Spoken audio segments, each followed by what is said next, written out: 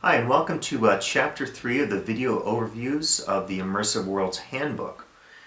In this third chapter, we're talking about the concepts of atmosphere, mood, and creating effective spaces.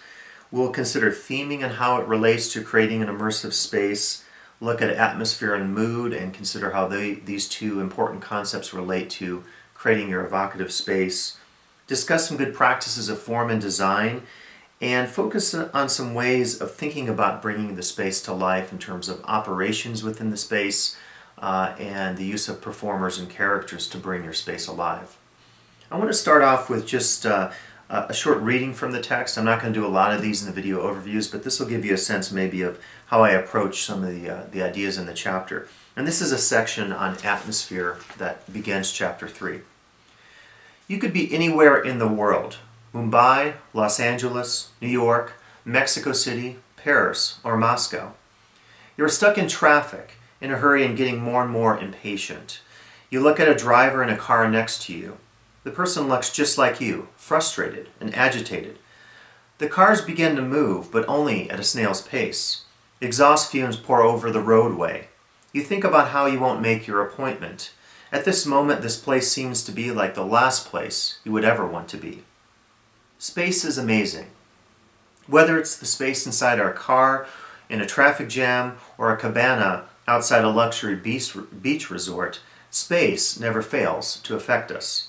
When we talk about the experience of being in a traffic jam, we likely focus on the sorts of associations we have while we are in it.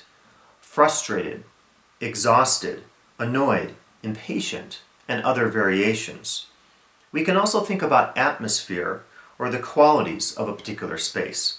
Atmosphere has the meaning of a surrounding influence, mental or moral environment. In a sense, it's everything that we encounter when we enter a space. Whether it's a grocery store, a theme park, our home, the space that we inhabit, use, and come to love, and sometimes hate, is connected to atmosphere. Some of my fondest memories are tied to places that have had an impact on me. A street in London, a themed casino in Las Vegas, a theme park in Houston, Texas, my home in Nevada. These places speak to me in different ways, but what each has in common is the sense of its totalness, its ability to impact me in sometimes immediate ways, sometimes more lasting ones. We begin this chapter with atmosphere because it reminds us of the total sense of design in a consumer or themed space. Similarly, mood speaks to the awesome responsibility of the designer to create a space that guests will come to love. If atmosphere is the overall effect of a space on us, mood is the result of that effect. And somewhat after this first section of the chapter, I go on to give you a chart of different types of moods. For example, I talk about what if you feel welcomed in a space? What's the positive result of that on the guest? How do you feel if you feel welcomed in a space?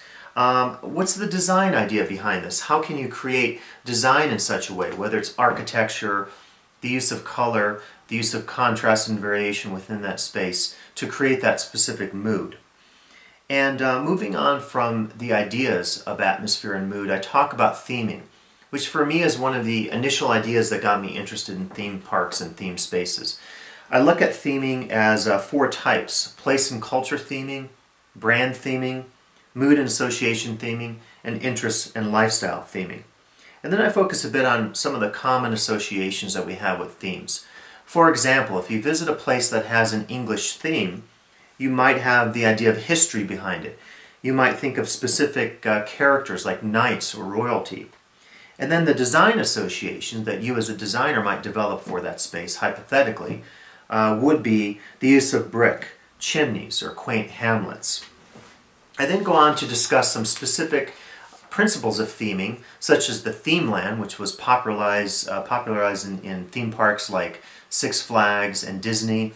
And I also talk about the idea of micro-theming, which is the use of very specific nuances within a space to create an overall thematic effect on the guest. You'll note after this section I develop one of the other key features that I will focus on throughout the text, and this is the idea of what's called trending. And this is a key concept or something that we see in the last 5 or 10 years. Something new that's maybe developed, and as a trend, it might affect you as a designer within that space. And the particular trend that I look at in this chapter, chapter 3, is the idea of biography. And my example is the successful Tennessee theme park known as Dollywood. And of course, Dollywood uses a theme of Dolly Parton, the successful singer and actress, to develop really all the associations that it creates in what's a fairly remarkable theme park located in Tennessee. After that, I go into another section of the elements of design. And here we'll talk about the idea of color, shape, texture, size, scale, proportion, and lines, and how all of these as elements of design can be used to great effect within the themed or immersive space that you're developing, regardless of whether it's a restaurant, cruise ship space, or a theme park.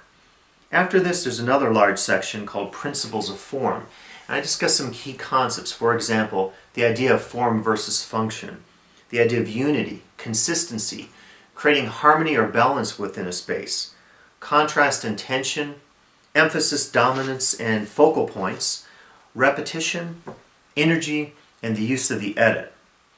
And the last part of this section, I focus on the concept of distinctiveness and how a space can be made to create a distinctive appeal to guests. And some of the most successful themed and immersive spaces, I think you'll find, have that feel that they're not something that's just made up out of a cookie cutter kind of association. In fact, they have a distinctiveness to them, and that's what makes them so appealing to guests.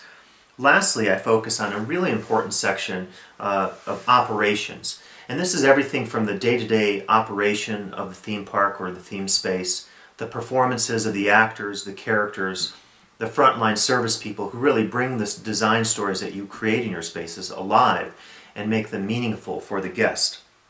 And to this end, our professional interview will be with Mark Wallace, who is the managing and artistic director of the UK firm Past Pleasures Limited. And I met Mark years ago when I was at a theming conference in Freiburg, Germany, and I was really taken with how he brought a sense of authenticity to the performances that he creates in many spaces, ranging from museums to theme parks to historical venues, where he trains actors and works on effective performance such that the spaces will seem more authentic to the guests who visit them. And like the other chapters, I hope you'll think about the ideas in this chapter in a practical sense, and you'll use them in as many ways as possible to design the most effective spaces of your own. Thanks.